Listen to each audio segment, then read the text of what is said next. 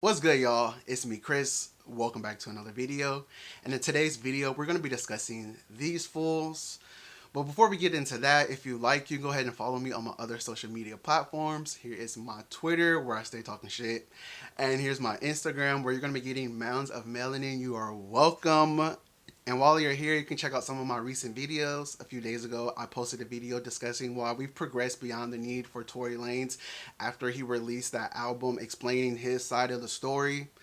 Before that, I posted a video discussing the fetishization of fat men, and prior to that, I posted a video discussing the first Cheetah Girls movie. So y'all go ahead and check those out.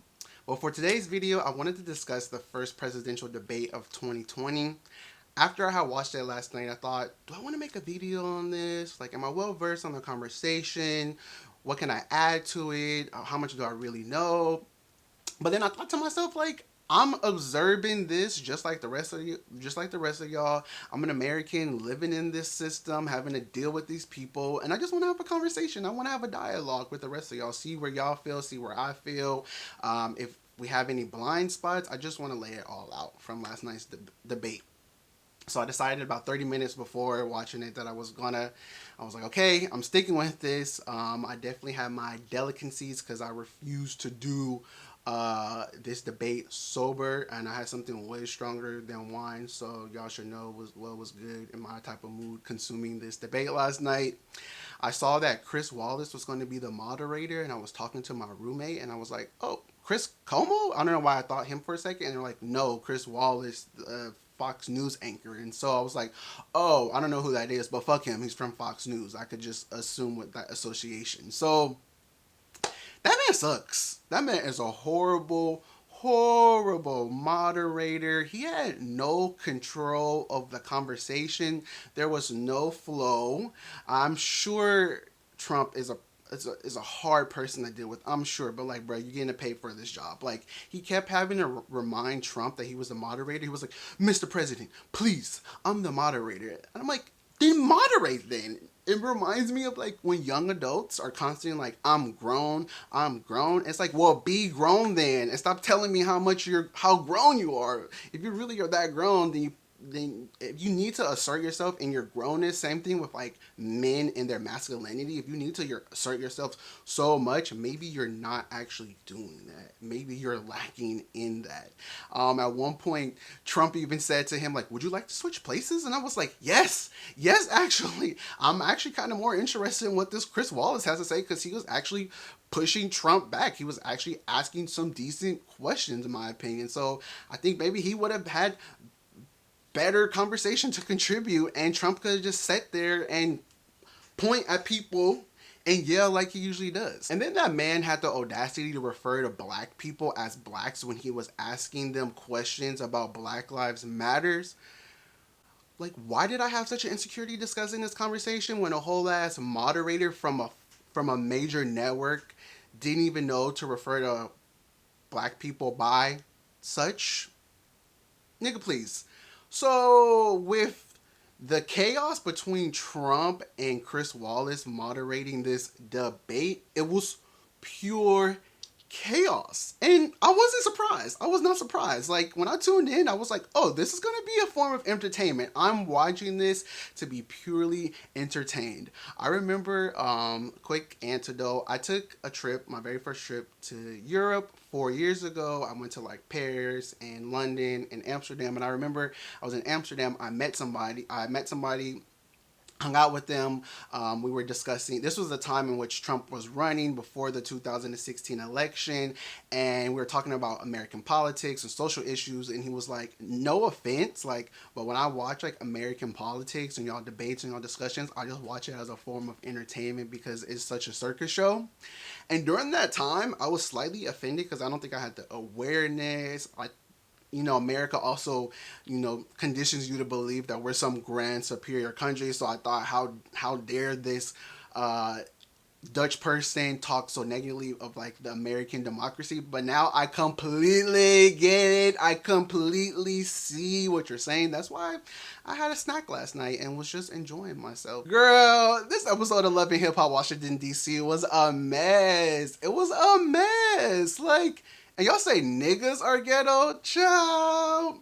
And this is coming right after the fight that happened on Real Housewives of Potomac. I don't watch that franchise, but I'm tapped into social media, so I saw the discussion taking place, in which a lot of people had the same sentiment who were watching it, and a few cast members on the show, like, see what happens when black people fight? We can never have nice things. And it's like, no, no. Black people, and specifically black women in this case, have 100% the right to express their anger and frustration. It is a human emotion we all experience, and there's nothing wrong with letting people know how you feel. Now, yes, we can agree that, like, fighting causes harm and we shouldn't do that, but that's not the reason why we shouldn't be seen, why black people specifically shouldn't be seen as valuable. Like, we deserve human decency because we simply exist. So no, I will not let whiteness be the barometer that dictates the way in which black people choose to interact with each other, because look at these clowns on stage. Look at these clowns on stage. Like, honestly, a fist fight would have been better in this situation. Like, the tension was there, the aggression was there. Like, it honestly would have been way more productive than this debate. Because what did we really accomplish with this debate? What? A good laugh? A reminder of how fucked we really are? See, this is my gripe with debates. It's always about trying to prove the person wrong.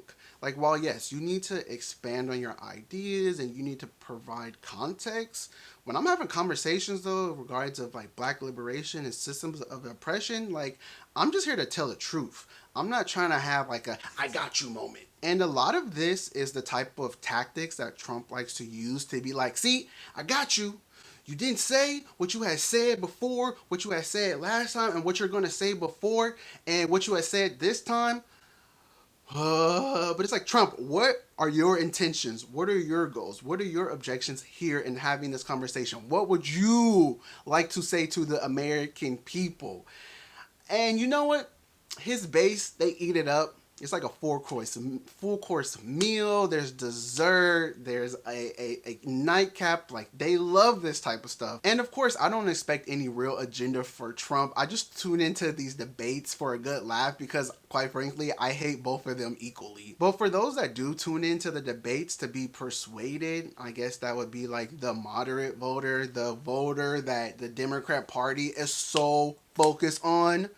That's constantly what Democrat Party is focused on, instead of like listening to your base or speaking to the people or trying to listen and voice the concerns out to the masses. They're concerned about getting this middle person that would normally vote for the Republican Party. And quite frankly, if I was a moderate voter, I don't think that I was persuaded in any manner from either one of them. I think that if you're a Trump supporter, nothing you say is going to change your mind with this man because y'all are delusional. So y'all was getting kicks off of it like it was nothing last night. And for the Joe Biden people who support him, who are stands with him, I do think y'all are weird.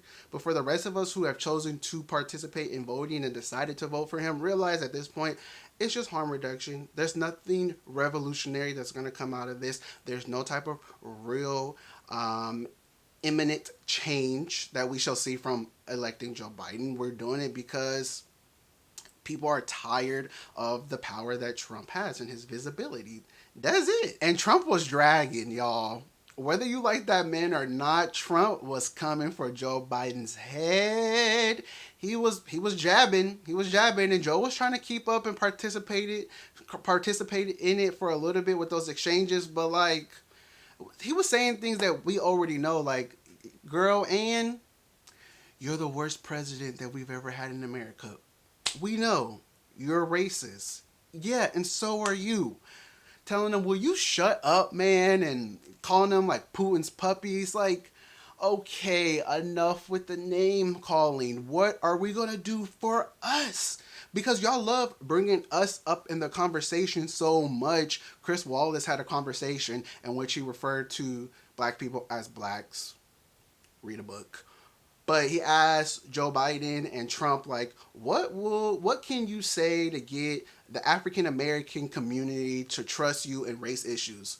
Girl, the gag is we don't trust neither one of them with race issues. That's why he got Kamala Harris on his ticket, because he knows black people don't trust him to be involved with any race issues. And quiet as it kept, we also don't trust Kamala either. I just hate how much black people are always constantly used as just talking points, as just some figurative, imaginative thing, as if we don't exist, as if like our real lives are really not impacted by these type of ridiculous conversations, vapid performative conversations that they have on national television. I'm not really going to go too far in detail about the things that were said during the debate by Trump and Biden. Like, a lot of people were really honed in on the fact that Trump didn't condemn white supremacy. Like, what in the last 4 years would make you think that he would do otherwise? Like, the man caters to his base.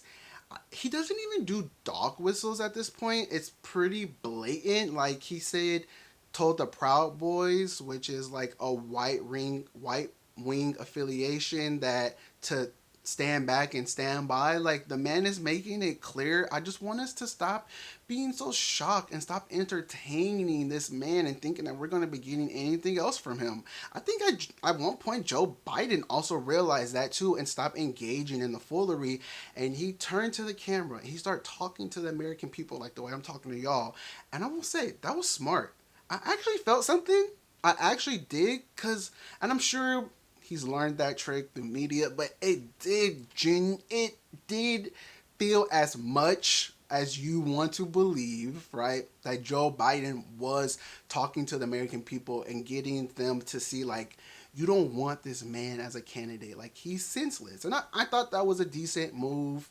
It made sense. Like, stop entertaining all of this. This is all just a performance. It's all just a show. Like, I know that this is even more of a show because I watched CNN a little bit after the debate and they brought on Kamala Harris and she was giving the performance of her life. Like, I think we're going to have another lead actress take up the Emmy category next year to join Viola and Zendaya, because she really had me thinking that this man does care about black people and about the United States. Like, I was like, damn, Kamala's good.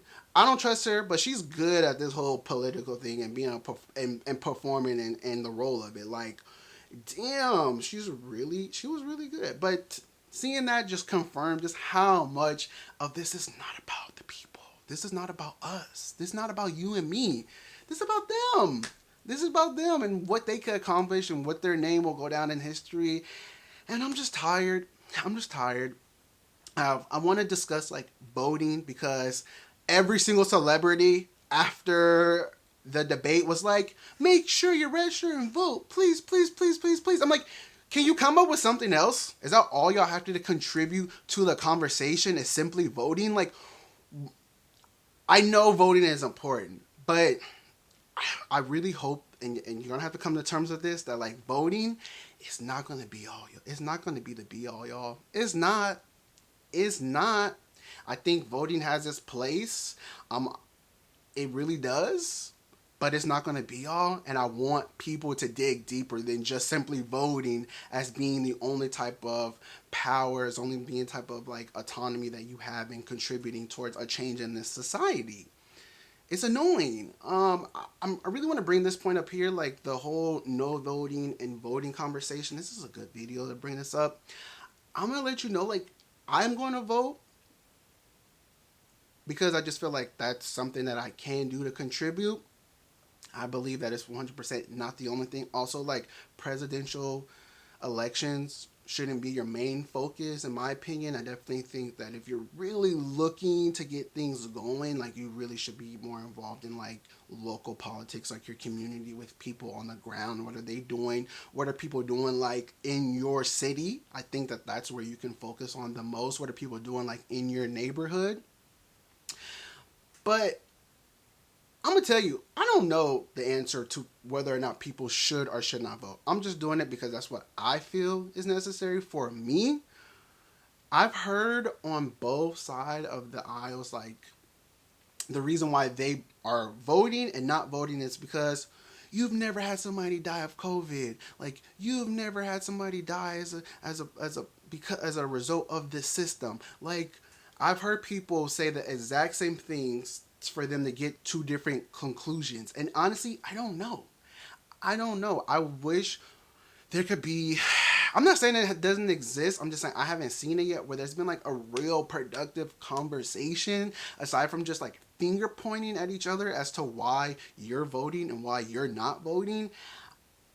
I would love to get to like a reasonable answer, a conclusion of where I feel. Like I said, right now, I'm just voting because that's what I feel like I can contribute. But how do y'all feel about voting? I really want to know how do y'all feel. I think, like I said, it feels very shallow sometimes, the conversation of like voting or not voting. It feels like tweets, and I need like I need a whole discussion. I need it to be really fleshed out. So if y'all could point me to anything discussing like more history on voting, I would love to know, because I I'm not about to sit up here and speak irresponsibly and tell somebody not to vote, but I do think there should be conversations around like voter suppression and how much voting has really done for our country realistically and done for us black people. I think that that's very important.